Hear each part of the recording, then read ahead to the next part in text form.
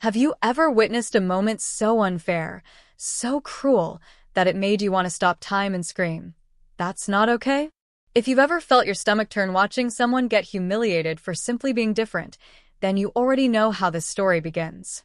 But what you don't know, what you must stay to see, is how it ends.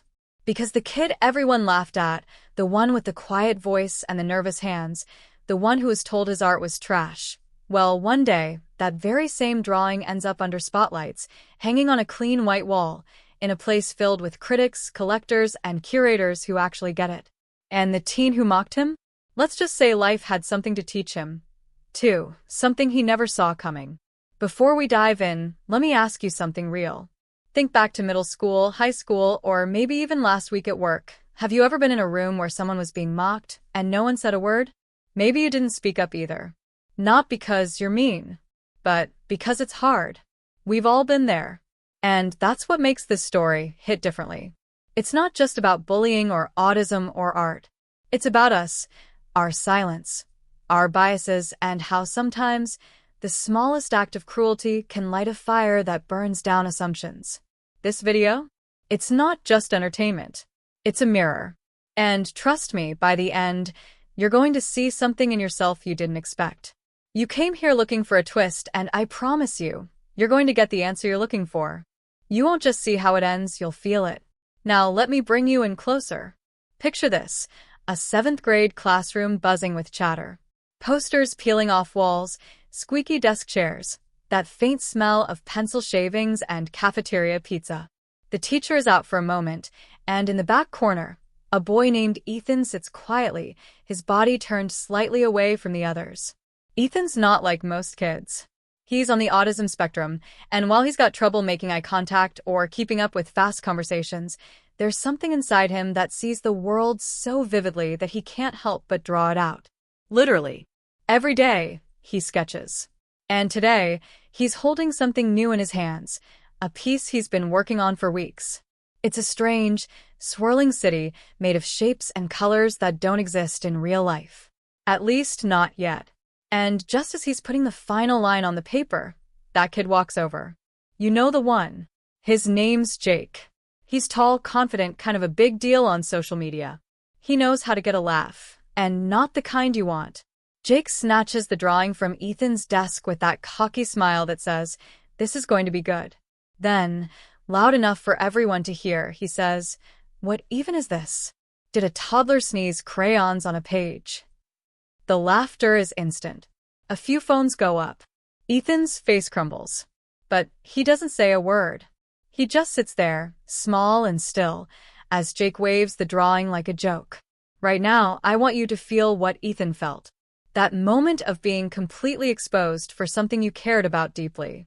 Like putting your heart on a platter and watching someone poke it with a stick. This isn't just a story about cruelty. This is about what happens after cruelty. About what happens when someone refuses to let that one moment define them. And that's where the real story begins. You're probably wondering, how does a drawing that gets laughed at in a school become something the art world talks about? How does a kid like Ethan, the quiet one, the one who everyone overlooked, end up being the one person who changes the narrative for an entire school, and maybe even for people watching this video right now? That's exactly what we're going to uncover. But here's the thing. I'm not going to just tell you what happened. I'm going to walk you through it, emotion by emotion, twist by twist. Because this isn't fiction. This is real life. And every moment in this story, every breath, every tear, is something that's happening somewhere in America right now. A kid getting mocked.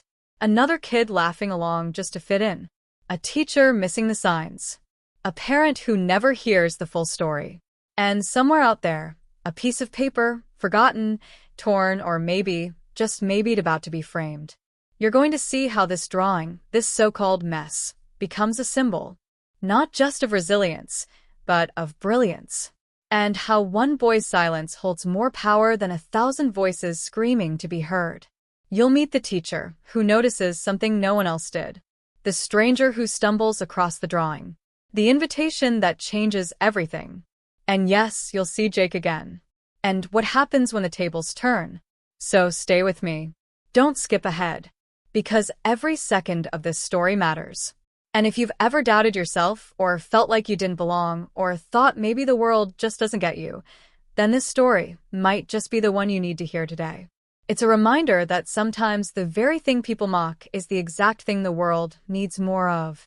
That what looks like a scribble to one person is a masterpiece to another. And that the biggest comeback doesn't come with a punch. It comes with purpose. And here's a twist you didn't see coming. Jake wasn't always like that. Yeah, I said it. Jake, the kid who mocked Ethan, wasn't born a bully. In fact, something happened to him that no one talks about. Not his friends. Not his parents. Not even Jake himself. But that secret? It's the key to this entire story. And the moment it comes out, everything changes. You'll start to wonder, who's the villain really? Who's hurting the most? And can someone like Jake actually grow? This isn't one of those viral feel-good clips where everything wraps up in a bow. It's messier than that. More real. And that's why you need to see it through to the end. Because the moment this drawing hits the gallery wall, when the crowd gasps and Ethan's name is whispered with awe, there's someone in the back of the room holding back tears. Someone who finally sees what they never saw before. And that moment changes both their lives. But we're not there yet. Right now, we're still in the classroom. The laughter hasn't died down. Ethan hasn't looked up. Jake is soaking in the attention. And no one, not a single person, realizes what that drawing really is. What it means. What it's about to become.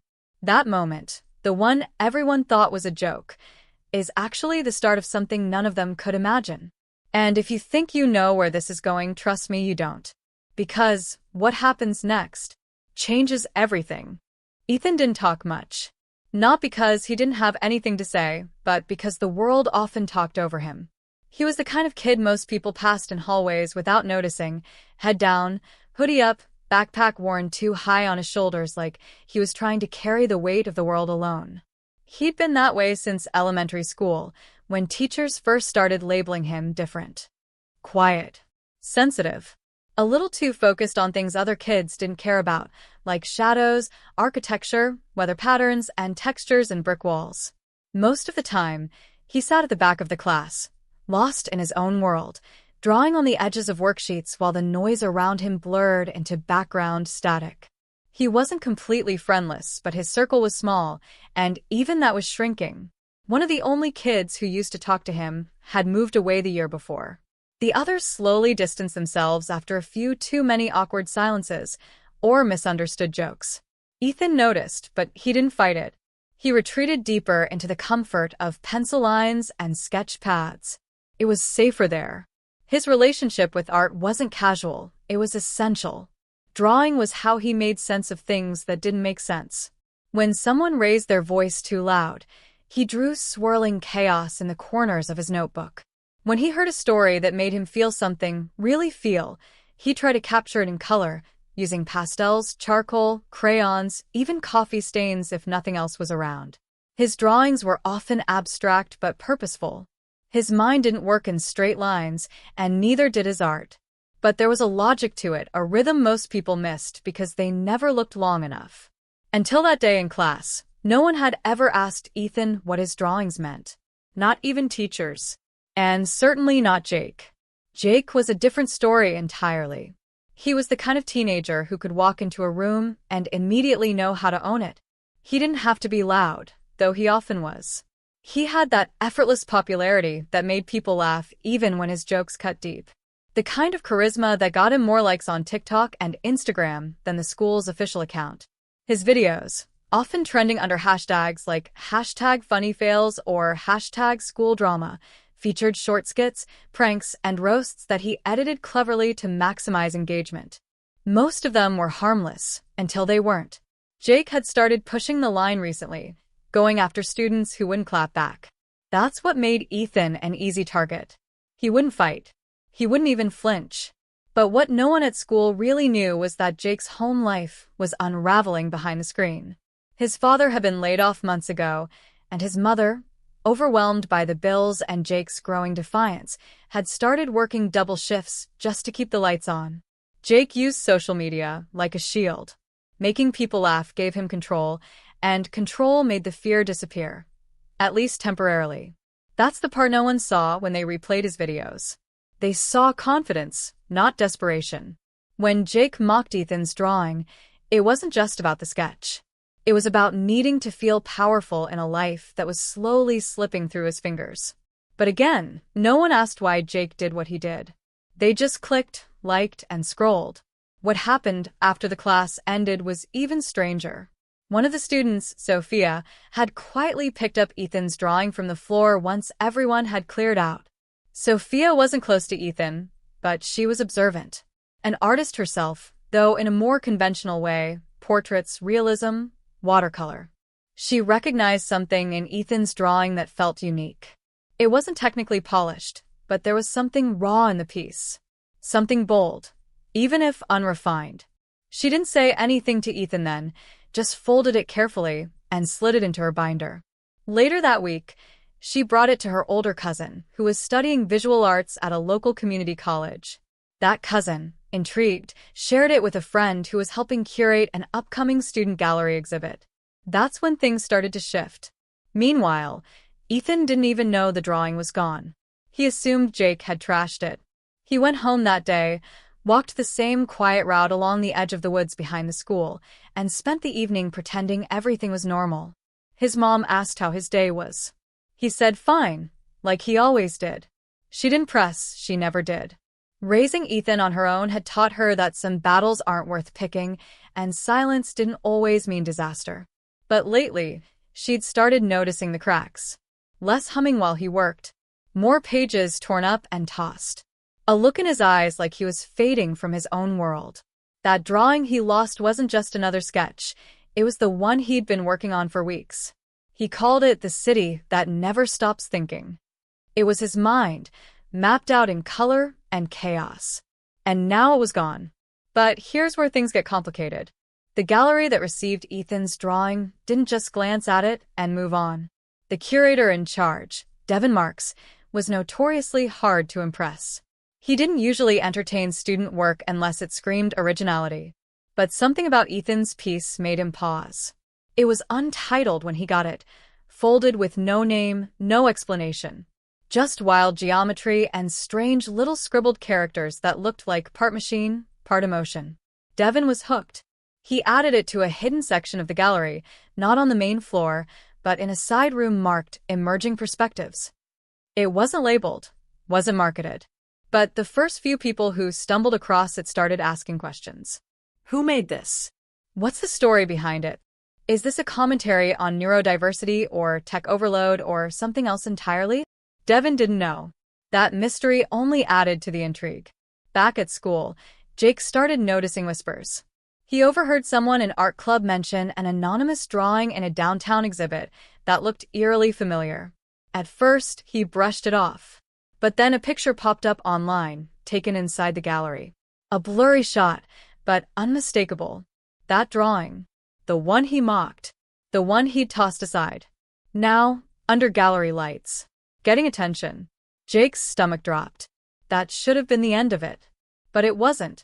Because suddenly, the mystery of the drawing's origin began circulating not just in the gallery world, but online. A viral Reddit thread popped up. Unknown drawing in small galleries sparks debate. Who is the artist?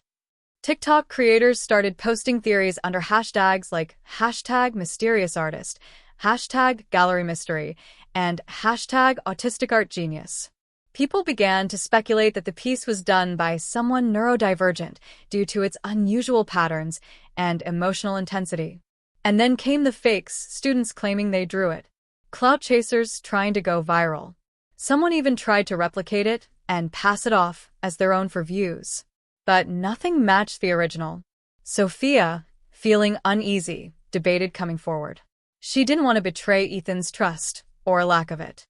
But as the buzz grew louder, she realized that Ethan deserved to know. That drawing, that moment, was about to explode. And if Ethan didn't own it soon, someone else would.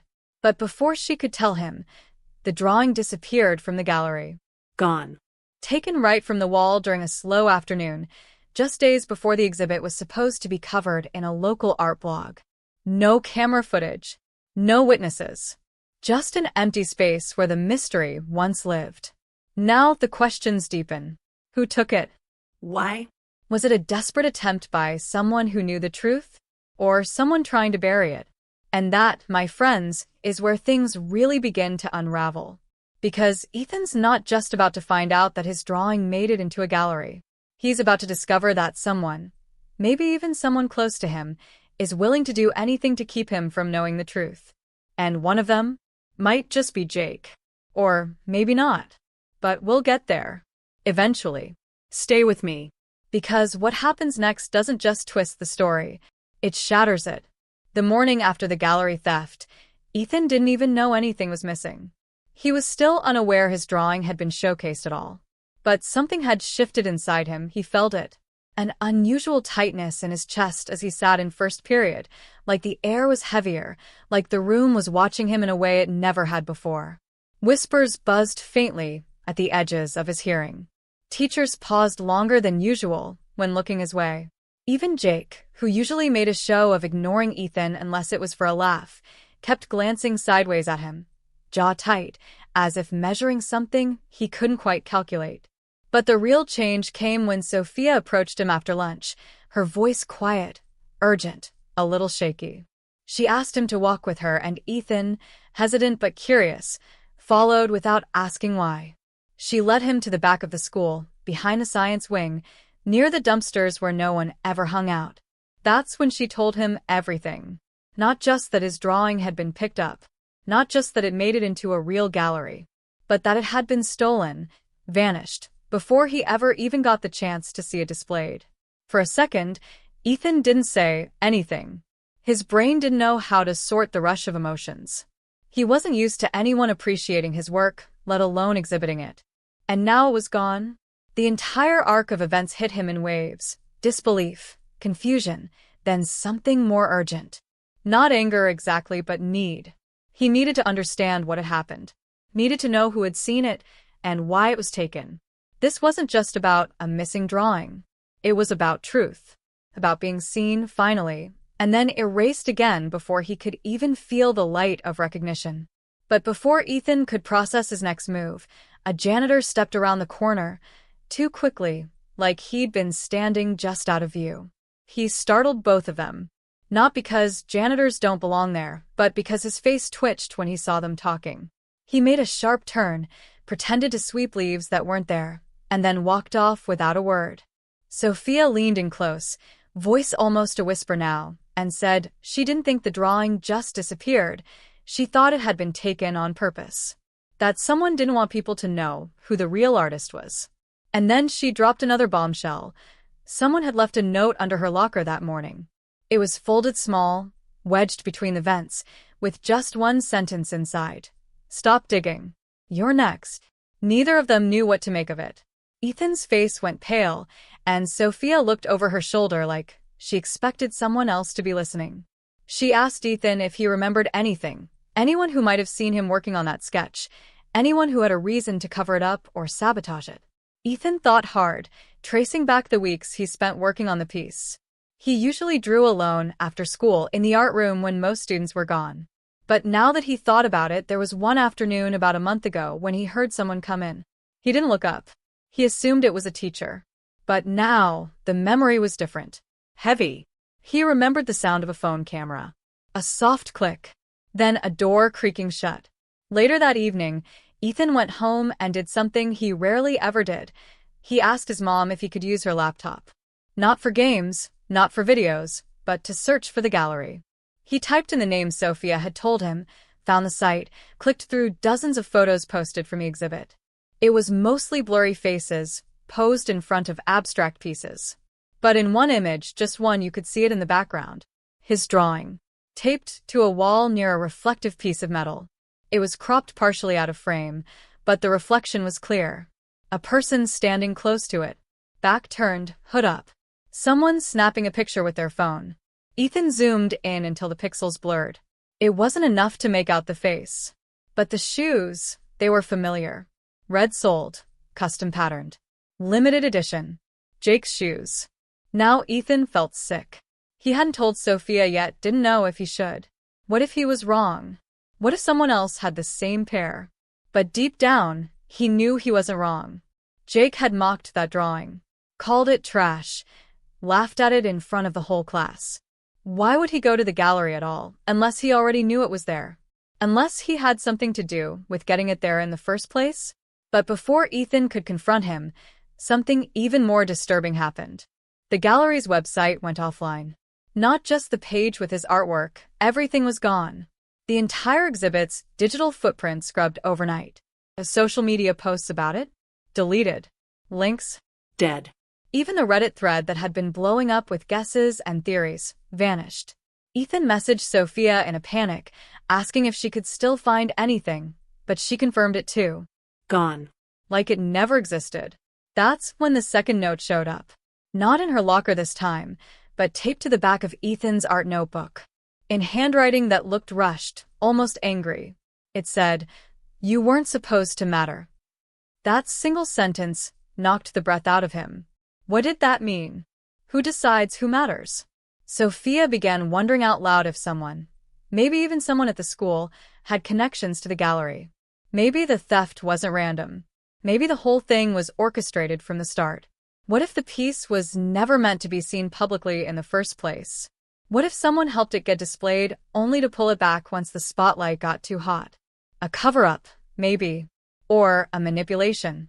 They even started suspecting Devin Marks, the gallery curator himself. He had been praised in art circles for discovering outsider artists, especially neurodivergent creatives whose work defied conventions. What if Devin had known exactly who drew the piece and decided it was better for the mystery to remain unsolved so he could own the narrative, profit from the intrigue, and erase the kid behind it? Ethan's head spun. None of this made sense. Nothing in his life had prepared him for this, being the center of a conspiracy, even a quiet one, wrapped in cryptic warnings, missing evidence, and maybe a betrayal waiting just around the corner. And then, as if things couldn't get stranger, Ethan found something hidden in the art room at school. Stuffed behind a cracked cabinet in the corner, nearly buried beneath old canvas scraps and broken paintbrushes, was a torn envelope. Inside it, a small, square photograph of Ethan's drawing, not from the gallery, but from before. Before it was finished. Before anyone saw it. Taken while he was still working on it. From inside the school. But the truly terrifying part? On the back of the photo, someone had written one word. A name. And it wasn't Jake's. It was someone Ethan trusted. Someone he never thought could lie. And that name changes everything. Ethan stared at the name on the back of the photograph, his fingers trembling around the edges of the worn paper. It was smudged slightly, written in what looked like pencil, but unmistakable.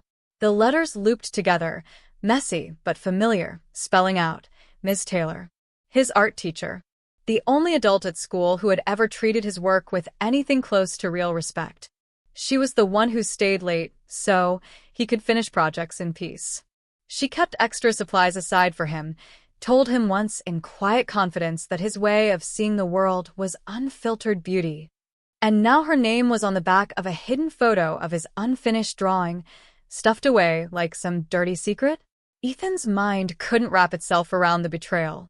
It didn't make sense unless it did. Unless she had known about the drawing's journey to the gallery. Unless she had seen the attention it was getting and decided to keep quiet. Or worse, what if she was part of why it disappeared? That night, Ethan didn't sleep. He kept flipping the photo in his hands under his blanket, feeling the weight of everything he didn't know press against his chest like a boulder. By morning, his stomach hurt, his thoughts raced, and for the first time in months, he didn't want to go to school. But he did. Because he had to. Something was unfolding around him, and he needed to understand why it was happening. But when he arrived, something was off again. This time, it wasn't the whispers or glances. It was silence. A strange hush that followed him through the halls, like people were holding their breath. And then came the shock. Another student, Maya, one of the few who'd ever shared a kind word with Ethan in art class, had received a note of her own. Folded neatly and slid into her sketchbook during homeroom. No one saw who left it. No one admitted to noticing anything suspicious. But the message inside matched the eerie vibe of the one Sophia and Ethan had already seen. It said, "Ask the wrong questions, and your art ends here." Maya was scared. Not because she'd done anything wrong, but because she had seen something. Weeks ago, the day Ethan's drawing disappeared from his desk after class, she'd returned to grab her bag and saw someone standing by his chair. Not Jake. Not Sophia. Someone taller, dressed in gray, flipping through Ethan's pages with the kind of speed that meant they weren't appreciating the work. They were looking for something specific. She didn't see the face. Just the hands, wearing black gloves, even though it was warm that day. She thought it was odd, but didn't think much of it until now. But when Maya tried to describe the figure, she hesitated. She kept glancing toward the teacher's lounge as she spoke, toward the faculty hallway, as if her gut was telling her something her mouth wasn't ready to say. Ethan listened, his pulse thudding in his ears, feeling the walls of the mystery close in tighter. And then came the twist no one expected. That afternoon, Sophia called Ethan in a panic. She had just received an email from someone she didn't recognize, a scrambled username, no signature, containing a single image attachment. It was a high-resolution photo of Ethan's drawing, the one from the gallery, lit perfectly, as if it had been professionally scanned. At first, Ethan was relieved to see it again. But the relief turned to dread when they realized something was wrong. This version was altered. Slightly. Subtly. But enough. In the upper left corner, where Ethan had drawn a skyline of chaotic buildings twisting into themselves, there was now a small mark. A symbol neither of them had seen before. A black square with a line running through it, almost like a barcode, but ancient. Hand-drawn. Deliberate. It hadn't been in the original. Ethan knew his own lines. He never drew that symbol. Sophia searched the symbol online and found something strange. Similar shapes had appeared in a string of obscure outsider art pieces from decades ago, all linked to neurodivergent artists whose work was either lost, stolen, or mysteriously removed from exhibitions. All tied to a single private collector whose name kept surfacing in artist forums, Leonard Rusk. A former curator turned reclusive consultant who allegedly acquired art through alternative channels, pieces that often surfaced under different names, with no mention of the original creators. His name had all but disappeared from official records years ago, but a few whispers remained. If that symbol in Ethan's altered drawing was real and linked to Rusk, then this wasn't just about a school prank or a stolen sketch. It was part of something much larger. A pattern. And yet, there was still more confusion than clarity. Why would anyone care that much about one student's drawing? Why target Maya or Sophia? Why implicate Ms. Taylor? Was the photo planted to throw them off? Or was someone trying to shine a light on the truth through whispers and warnings? Even more troubling, when Sophia tried to reply to the anonymous email, it bounced back instantly. Account deleted. And then, almost as if it had all been staged for maximum impact, someone broke into the school's art supply closet that night. Security footage showed nothing. The cameras, 3 of them, had all gone black for a window of exactly 14 minutes. And when the principal reviewed the logs, he discovered that the access card used to enter the art wing belonged to someone who no longer worked there. Someone who had resigned 2 years ago. Someone whose records had recently been updated in the school's database. No one could explain it. Not the staff. Not the IT team. Not even the district office. And now, even Ethan didn't know who to trust. Not Sophia, whose clues were starting to feel too convenient. Not Maya, who was clearly shaken but still holding back. And certainly not Ms. Taylor, whose name was still burning in his pocket on the back of that photograph. The mystery around him wasn't just tightening, it was mutating. Growing tendrils that wrapped around the lives of people he barely knew, pulling them into a vortex of secrets tied to art, silence, and identity. He started wondering whether someone, maybe multiple people, were trying to use him for something much bigger than he could see. But the worst came later that night, when Ethan finally sat down with the drawing again, studying every inch of the altered version. His eyes darted across the paper like a scanner. And that's when he saw it. A second hidden symbol. Tiny. Barely visible. Blended into the base of one of the structures in his cityscape. Not a square this time, but a signature. One he'd seen before. Not on his own work. but in a forgotten box at home. A box that belonged to his father. The man who'd left when Ethan was 4. The man no one had heard from in almost a decade. And just like that, the mystery twisted inward, dragging the past into the present, and Ethan realized this was never just about a drawing. It was about him. And someone somewhere had been watching for years. Ethan didn't leave his house for 2 days after discovering the signature in his drawing, his father's signature. It was undeniable. The curve of the D, the angle of the initials, the way it sat almost invisibly in the corner of the structure. He'd seen it once on an old blueprint buried in a box of keepsakes his mom couldn't bring herself to throw away. That box had dust on it so thick it looked like it belonged to a different century.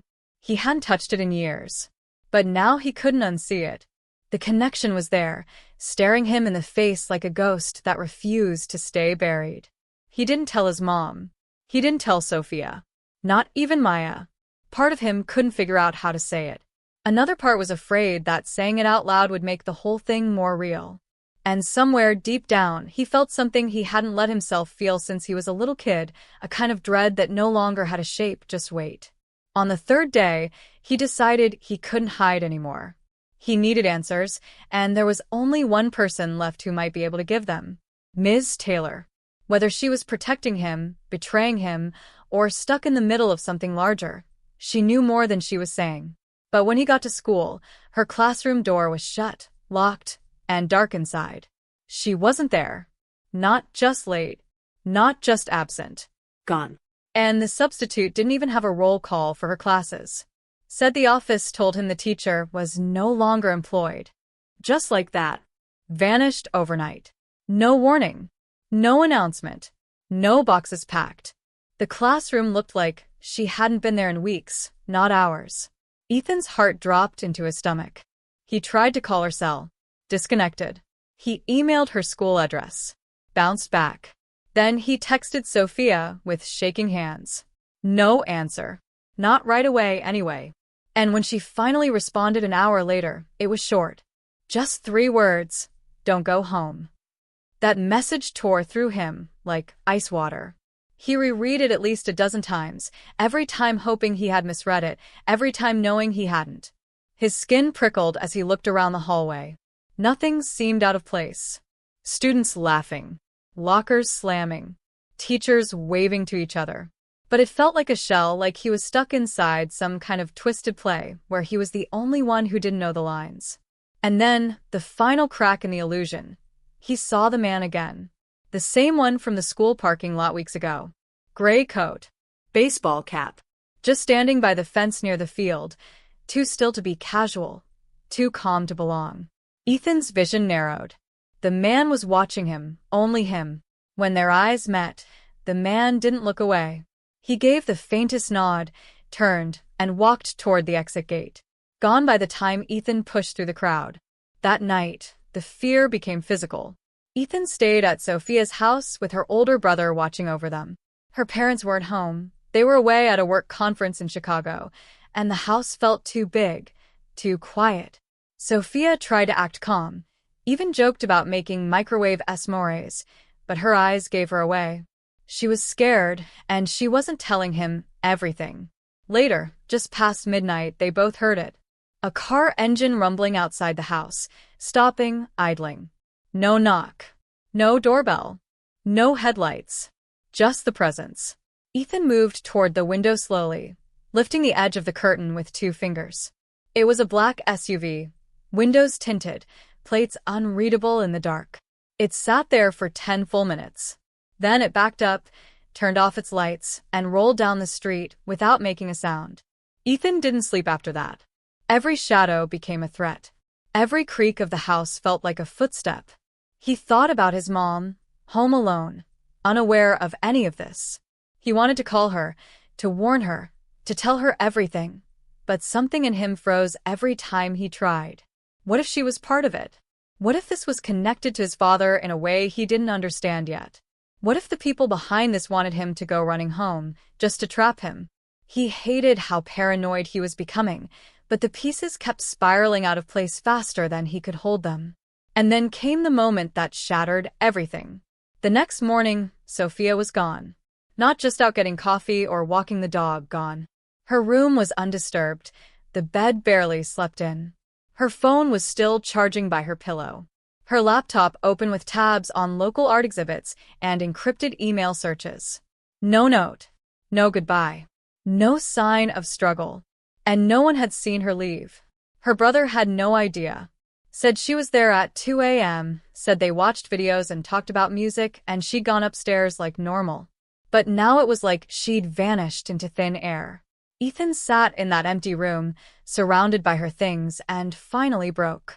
The fear, the confusion, the guilt, it all hit him like a collapsing building. His heart pounded like a war drum in his chest. He whispered her name out loud, hoping it would somehow pull her back into the world. It didn't. He looked around the room one last time before noticing something strange. One of the drawers in Sophia's desk wasn't fully closed. Inside, beneath a mess of receipts, school flyers, and markers, was a photo. An old Polaroid. Of Sophia, maybe 7 or 8 years old, standing next to a man Ethan didn't recognize. But the man looked so much like the one who'd been following him. Same build. Same dead stare. Only this time, he was smiling. On the back of the photo was a message in pencil, faint and chilling. She knew too much. And in that moment, Ethan understood something he hadn't wanted to face until now. This wasn't about a drawing. It was about secrets. And someone was willing to erase anyone who got too close. Ethan stood frozen in Sophia's room, that haunting photograph still trembling in his fingers, his breath shallow like the walls were closing in. His mind scrambled to make sense of the image, the scribbled message, and above all, why Sophia would have hidden it instead of showing him. Something wasn't adding up. She had been the one to push him to dig deeper, to trust his instincts, to find out what the drawing meant. So, why was she holding back? The silence in the room felt suffocating now, every shadow casting doubt. He kept looking at the man in the Polaroid, that half-smile seared into the paper like a smirk from the past daring him to connect the dots. The face had familiarity, but not in the way you recognize a friend, more like something from a nightmare you barely remember but know you've had before. And then it hit him. Not like a slow realization, but like a punch straight to the chest. He had seen that man before, not just outside school, not just in the photograph, but in the background of a newspaper clipping that had been taped inside the keepsake box his mom kept in the attic. That article had nothing to do with art, school, or Sophia. It was about a failed research grant, a government pilot program shut down 2 decades ago due to ethical violations and classified findings. The man had been listed as administrative support staff, but his face stood out, even then. Ethan rushed home that night with fire in his veins, heart pounding with a strange mix of dread and obsession. He tore through the attic like a storm until he found the box. There it was. The article, yellowed and curling at the corners. Same man. But then, as his eyes scanned the text again, they stopped cold. The name. Daniel A. Kessler. His father. Not his father by blood. Ethan's father had died in a car crash when he was 4. This man had taken care of his mom afterward, had supported them financially through high school, had been a silent presence Ethan had grown up with from a distance. She'd never called him Dad. Just Dan, just a friend, she always said. Someone who helped her through the hard times. Ethan never questioned it until now. His hands were shaking as he pulled out more photos, more letters, receipts, things his mom had saved like fragments of a broken life. And what he found made his throat tighten. Dozens of sketches. None were Ethan's. They were crude, technical, some even violent, mechanical blueprints mixed with anatomical drawings. In the corner of one, just faint enough to be missed unless you were really looking, was the same signature that appeared on Ethan's drawing, the one Miss Taylor had entered in the contest. The one that landed in the gallery. Only now it wasn't just about art. It was something else entirely. Just as Ethan tried to process it all, his phone buzzed violently in his pocket. Unknown number. Just a single text. You should have left it alone. Panic surged through him. He ran downstairs to check all the doors, locked them tight, closed all the blinds. He didn't know who sent the message, but it wasn't a prank. This was real. This was a warning. But something inside him, Something burning deeper than fear, refused to let it end here. He called Maya. She answered, groggy and confused. He asked her if she'd seen anything, heard from Sophia. There was a pause on the other end, too long, too careful. I thought you knew, she said quietly. Sophia left you a message. Ethan's stomach flipped. What message? It was supposed to be for after the gallery opening, Maya said. She told me to wait until you started asking questions. I didn't think it would go this far. Within the hour, Maya showed up with a sealed envelope. No return address. Just Ethan's name scrawled across the front in Sophia's handwriting. He tore it open. Inside was a short letter, written on the back of an old school flyer. Sophia's words were rushed, raw, panicked, but clear. If you're reading this, then I messed up. I thought I could figure it out before they got to you. The drawing wasn't a mistake, Ethan. You didn't create it from nothing. You remembered it. You just don't realize from where. Ask your mom what happened in Oregon in 2012. And if she lies, look behind the mirror in the garage. That's where he hid everything. Everything they tried to make us forget. The paper dropped from Ethan's hands. His memories of Oregon were faint. Sunlight through trees, cold lake water, a house he barely remembered. He was told they lived there briefly before the accident. But now, none of it felt real. It felt planted. It felt rewritten. And as he stared at the letter, something clicked inside him like a door unlocking after years of being jammed. The drawing, his drawing, wasn't something he'd imagined. It was something he'd seen before. Somewhere that had been erased. Buried. And the person who buried it might have been the only person he ever truly trusted. His mother. Just then, headlights flashed through the blinds. A car was outside. Not moving. Just waiting. Ethan's breath caught in his chest as he slowly backed away from the window, heart thundering loud enough to drown out every rational thought. The car outside hadn't moved in 5 minutes. Its engine was still humming, headlights fixed, not bright enough to blind, but clear enough to intimidate. A shadow sat behind the wheel, motionless. Watching. He tried not to panic, but the room suddenly felt too small, the air too thick. Was it Dan? Was it someone sent by him? He didn't know, but instinct screamed louder than logic. He needed answers. Now. And only one person could give them to him. Without hesitation, he grabbed the letter, stuffed it into his jacket, and stormed out the back door. He couldn't stay in the dark anymore, not when the light might kill him just the same. The short drive to his mother's house felt longer than any stretch of road he'd ever driven. Every turn of the wheel felt like a step closer to some truth he wasn't sure he could handle. What had she done? What had she kept from him all these years? And why did that drawing, the one he thought was his moment of artistic expression, carry the fingerprints of a buried past that had nothing to do with creativity and everything to do with memory? The front porch light was still on when he pulled up. She was home. Good. Or maybe not. As he stepped inside, his mom looked up from the kitchen table, surprised, but not shocked. That bothered him. She didn't ask why he was there. She didn't even ask what was wrong. She just stared at him like she already knew what he'd found. I need you to tell me the truth, Ethan said, his voice low, controlled, but trembling just beneath the surface. Oregon. 2012. What happened there? Her eyes didn't blink. You were in an accident. No, Mom. Don't give me the script. I need the truth. All of it.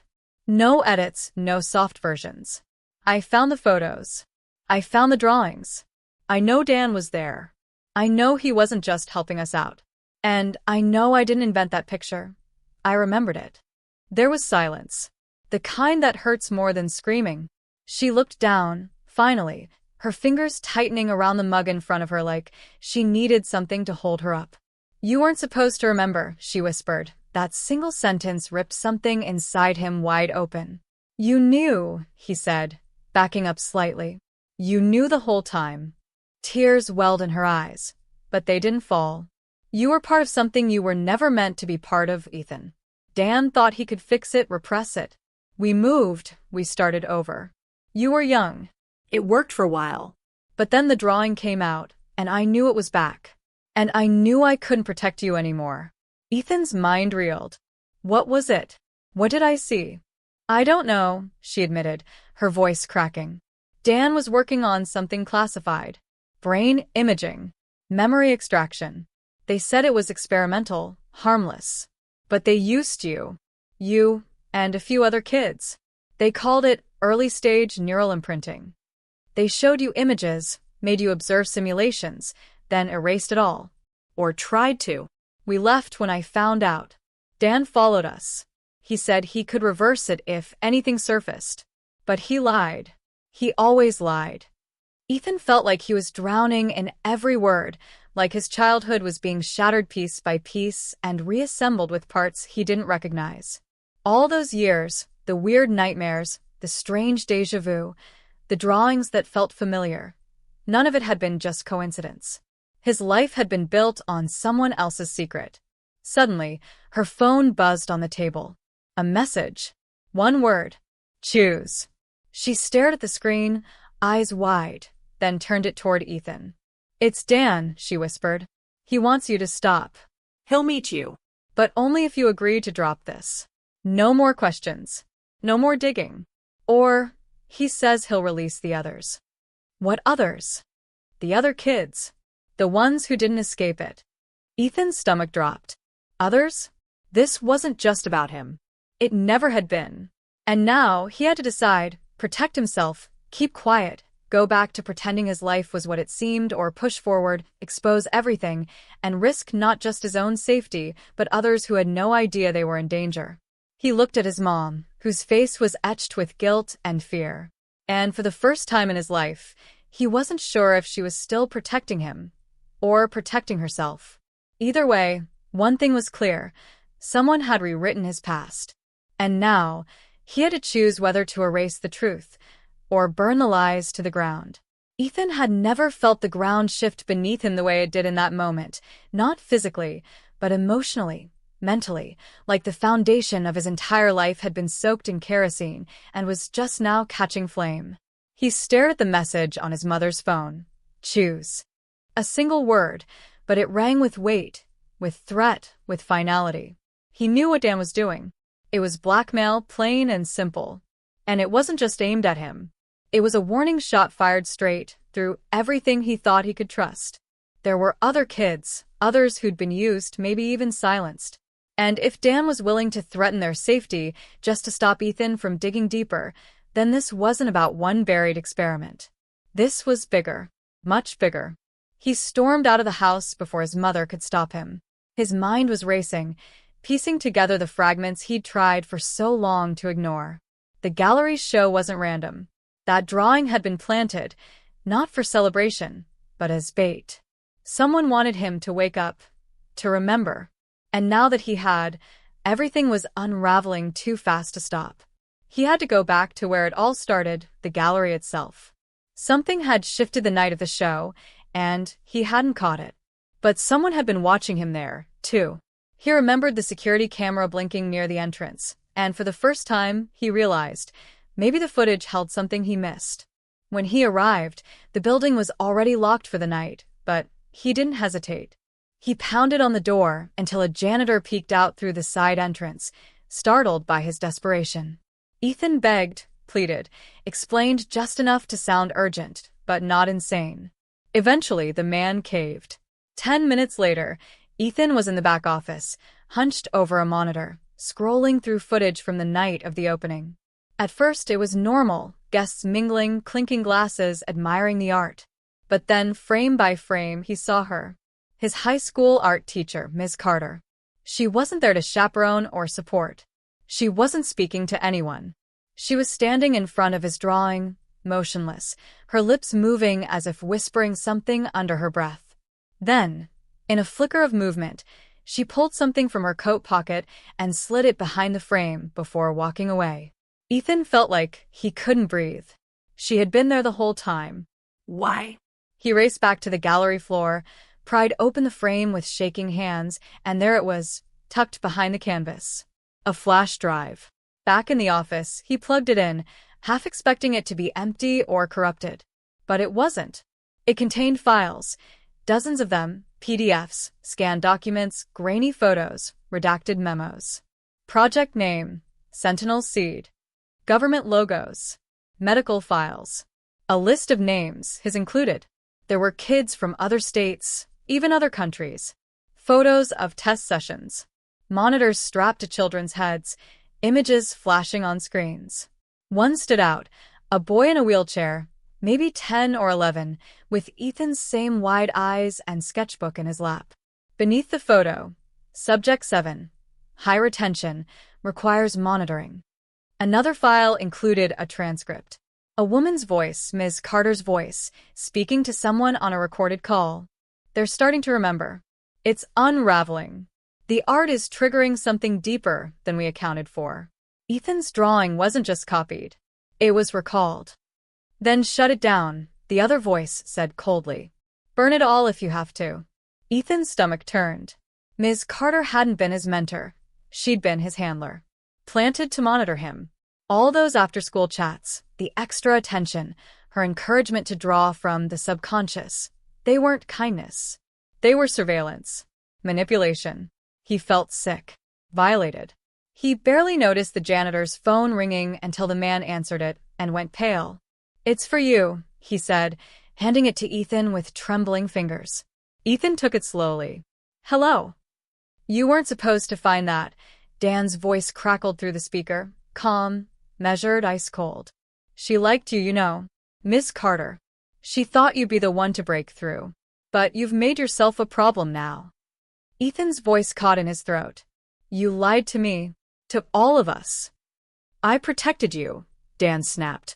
You think this is some underground horror show? It was national security. You were given something the rest of the world would kill for. Enhanced memory, pattern recognition, creative foresight. You should be thanking us. No, Ethan growled. You didn't give us anything. You stole from us. You erased us. A long pause. Then I suppose you've made your choice. The line went dead. Ethan turned back to the screen, his mind racing. Names. Files. Proof. This wasn't just a conspiracy. It was a national program disguised as medical research. And someone high up had authorized it. The gallery wasn't the finish line. It was just the opening scene. And now, someone knew exactly what he'd uncovered. Because even though the drive was still in his hand, Ethan already felt the walls around him closing in. Ethan barely had time to process what Dan had said before the door to the gallery office slammed open. He whipped around, heart racing, expecting another confrontation, maybe even a physical attack. But it wasn't Dan. It was someone else. Someone he didn't expect. Ms. Carter. She stood there, her face pale but composed, eyes sharp with a kind of focus that made his blood run cold.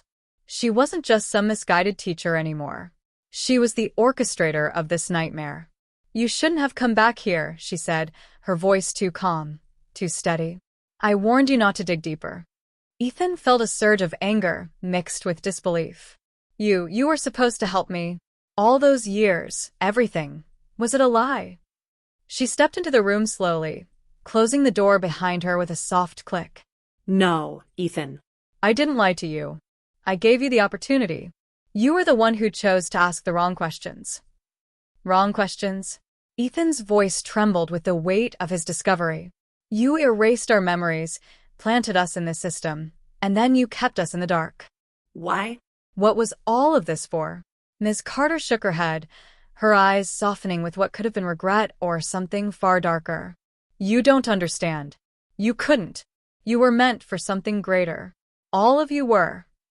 Ethan's hands clenched into fists, the weight of the truth sinking in. This isn't some experiment. This is some twisted game to control people. You used us, manipulated us. And now you're telling me this is for something greater? You think this is all justified? Her expression faltered, but only for a moment, before she took a step closer. You still don't get it, do you? The future isn't about control, Ethan. It's about shaping what comes next. The world is changing, and it needs to be guided. You were all chosen for this, for the minds you have, the talents. You're the ones who can see the patterns. And that's why they're after you. They want to erase all of it. All of us. Ethan's stomach twisted. Who? Who's after us? She hesitated, her eyes flicking to the corner of the room where a small, inconspicuous phone lay on the desk. The ones who think they own everything. The ones who control the world without anyone ever noticing. Before Ethan could ask another question, a loud bang echoed through the office. His body reacted instinctively, but when he turned, there was no one. His mind screamed, trying to connect the dots. The phone. It had been ringing. She'd been acting strange. You're working with them, aren't you? Her gaze hardened, and for the first time, a real smile flickered on her lips. It's not a matter of working with them. It's about survival. When you've seen what I've seen, you'll understand why some sacrifices are necessary. Ethan couldn't believe what he was hearing. You're a part of this bigger system, and now you're justifying it? You're telling me that destroying us, destroying people who had a choice, is all part of some greater plan? Ms. Carter's smile faded, and her hands clenched at her sides. It's not about destroying you, Ethan. It's about making sure the future survives. The future we were meant to shape. His mind raced, trying to piece everything together. The moment he'd stepped into the gallery, he had started unraveling the truth. But now, standing face to face with her, everything felt like it was closing in. The walls, the conspiracies, the experiments, everything was tied together. And now, in the final moments, the puzzle pieces were falling into place. Ethan took a deep breath, trying to steady his hands. He had one choice left. One shot at putting an end to this before it consumed everything. But just as he opened his mouth to speak, the room shook. A massive thud reverberated through the building, sending the desk into a violent shake. His heart skipped a beat. The gallery lights flickered, then cut out entirely.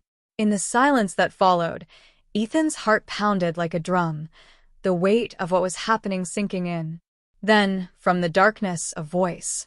A voice he never expected. You really think it's over, Ethan? It was Dan. The same Dan who had been so eager to manipulate him, so determined to control every step Ethan took. But now his voice was different. It was laced with a venomous satisfaction that made Ethan's blood run cold. The lights flickered again, and when they came back on, Dan stood at the far end of the room, holding something in his hand. Ethan couldn't make it out at first, but as Dan raised it, he realized what it was. A flash drive, identical to the one he'd found earlier. The same one that had all the answers. The one that could bring everything to light. You think you're the only one who found the truth? Dan laughed, his tone mocking. You were always one step behind, Ethan. You were never going to be the one to expose this. It was never about you. It was about keeping it in the right hands. And now it's mine. All of it. Ethan's mind reeled. He was so close to stopping it all. But the truth was, there were no winners in this game. Only players. And in this twisted game of survival, Ethan was nothing more than a pawn. But then it hit him. Something he hadn't realized until now. There was a flaw in the system. There was always a crack in the armor. And this time, it was in Dan's arrogance. Ethan could see it in his eyes, the belief that he was untouchable, the belief that no one would stop him. That's when Ethan knew. He reached for his phone, knowing what he had to do. You're right, he said, voice steady but laced with a dark determination. It's not over. Not by a long shot. Dan's smirk faltered, and in that split second, Ethan hit send on the message he had written just moments before, a message that would send everything crashing down, a message that would expose the entire network, the entire conspiracy, the gallery, the government, the manipulation. Dan's eyes widened, panic flickering behind them. The game was up. It wasn't about control anymore. It was about survival. And Ethan had just pulled the final piece into place. Before anyone could react, the phone buzzed in Dan's hand. His face turned pale as the screen flashed with a single message. The truth is out. There's no going back now. The room fell into chaos, but Ethan didn't look back. The end had come. The truth had been revealed. And there was no escaping it. In the days following the chaos at the gallery, things settled, at least on the surface. The police, the media, and a whirlwind of investigations flooded into the small town, pulling every thread that Ethan had uncovered. The flash drive he had sent out had become the key to unraveling a network far bigger than anyone could have imagined. News reports spoke of high-level corruption, covert operations, and a secret program that had been manipulating people for decades. It was a scandal that shook the very core of the system. But for Ethan, the victory didn't feel like one. He sat on the edge of his bed, staring at his phone. Messages poured in from all sides, some congratulating him, others warning him. But it was the last message that caught his attention. It wasn't from anyone he recognized. It was a simple sentence. "You've only seen the beginning." Ethan didn't know whether to feel relief or dread. The truth had come to light, but at what cost? The next few weeks were a blur. People close to him were questioned, his every move scrutinized, but somehow he found peace in the quiet moments, in the solitude that followed the storm. The constant buzzing of his phone, the flood of emails, none of it mattered anymore. It was as if the world had changed overnight, but he had become immune to it. He walked through his hometown, passing by familiar faces, but everything felt different now. The smile of the cashier at the corner store, the wave from his neighbor, nothing felt the same. How could it?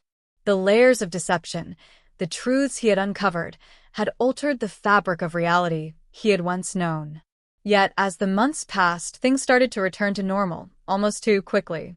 People moved on, as they always did, pushing the story into the archives of forgotten headlines. The gallery was closed for good, but new businesses had already popped up around town. Life continued. It wasn't fair, but Ethan had come to terms with the fact that life never truly stopped for anyone. It just moved on, leaving behind a trail of consequences, some visible, others buried deep. Ethan found himself spending more time with his family, reconnecting with people who had been there for him, people who hadn't been a part of this conspiracy. But even in these moments of comfort, he couldn't shake the feeling that something still lingered just beyond his reach. There were too many unanswered questions, too many pieces of the puzzle that hadn't quite fit. The government had moved in, cleaning up the mess, making sure there was no trace left of the scandal. Dan, Miss Carter, the others, none of them had been found. It was as though they had vanished into thin air, and no one was looking for them. Had they won? Had they escaped? Or was this all just part of the plan? One night, as Ethan sat alone in his room, contemplating all that had happened, his phone buzzed again. He stared at the screen, his heart skipping a beat. There was no name attached to the message, but it didn't need one. The words were all too familiar. "We haven't finished what we started." Ethan felt the weight of those words pressing down on him. He knew, deep down, that this was far from over. The conspiracy might have been exposed, but the shadow of it still loomed over him, and as much as he wanted to push it aside, he couldn't ignore the nagging feeling that there was something more, something bigger, at play. The phone buzzed again, and this time there was a new message. "Meet me where it all began. You'll understand then." The chills that ran down Ethan's spine weren't from fear, but from a deep, unsettling knowing. The gallery. That was where it all started. And now, he was being called back to face whatever remained. He thought he had found peace, thought he had exposed the truth, but the truth, he realized now, was not something that could be neatly packaged and left behind. It was a living thing, and it would always find its way back into the light. Ethan didn't respond. He couldn't, but he knew what he had to do. The journey wasn't over. He couldn't walk away from this, not yet. As much as he wanted to live a quiet life, to leave the chaos behind, he knew the darkness was still out there, waiting for him. He had stepped into this world, and now he had to finish what he started. And as he stepped out into the night, the weight of the unknown pressing against him, he realized one last truth. Sometimes, the price of knowing the truth isn't just about what you find. It's about what you're willing to lose in the process. And for better or worse, Ethan wasn't ready to stop searching, no matter what it cost. The story may have ended for now, but in the back of his mind, he knew the story was never truly over.